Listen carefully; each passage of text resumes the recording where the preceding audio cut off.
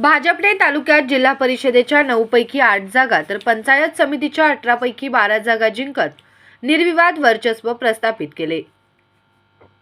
जत पंचायत समिती सभापती पद हे महिला सर्वसाधारण गटासाठी आरक्षित आहे। शेगाव जिल्हा परिषद गटातील कोसारी पंचायत समिती गटातून युवा नेते नाताभाऊ पाटील यांच्या पत्नी अर्चनाताई पाटील या मोठ्या फरकाने विजयी झाल्या।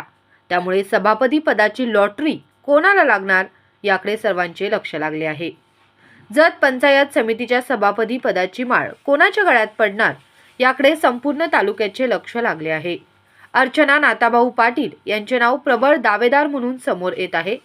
ही निवड म्हणजे भाजपचे निष्ठावंत कार्यकर्ते नाताभाऊ पाटील यांनी केलेल्या त्यागाचे आणि पक्षाप्रती दाखवलेल्या निष्ठेचे मोठे बक्षीस असल्याचे बोलले जात आहे।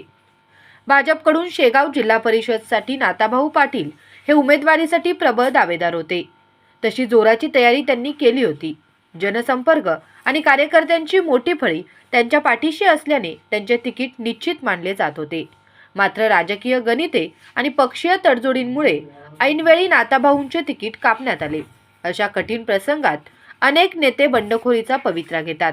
मात्र नाताभाऊंनी आमदार गोपीचंद पडळकर व भाजप पक्षाचा आदेश शिरसावद्य मानला। स्वतःचे तिकीट कापले जाऊनही त्यांनी नाराज न होता पक्षाच्या अधिकृत उमेदवाराच्या प्रचाराची धुरा सांभाळली। त्यांच्या या संयमाची आणि निष्ठेची चर्चा आता पुन्हा एकदा रंगली आहे। नाताभाऊंनी केलेल्या त्यागाची दखल आता वरिष्ठ पातळीवरून घेतली जात असल्याचे दिसते। त्यांच्या पत्नी अर्चना पाटील यांना सभापती पदाची संधी देऊन पाटील कुटुंबाचे राजकीय पुनर्वसन करण्याच्या हालचाली सुरू आहेत। निष्ठावंतांना उशिरा का होईना पण न्याय मिळतो हा संदेश कार्यकर्त्यांमध्ये जात आहे। नाताभाऊ पाटील यांच्यावर झालेल्या अन्यायाची भावना कार्यकर्त्यांमध्ये होती। आता त्यांच्या पत्नी अर्चना पाटील यांचे नाव सभापती पदासाठी चर्चेत आल्याने कार्यकर्त्यांमध्ये आनंदाचे वातावरण आहे। नाताभाऊंनी नेहमीच कार्यकर्त्यांसाठी आणि पक्षासाठी त्याग केला आहे। आता त्यांना मानाचे पान मिळणे हा त्यांचा कष्टाचा विजय आहे, अशी भावना त्यांचे समर्थक व्यक्त करत आहेत।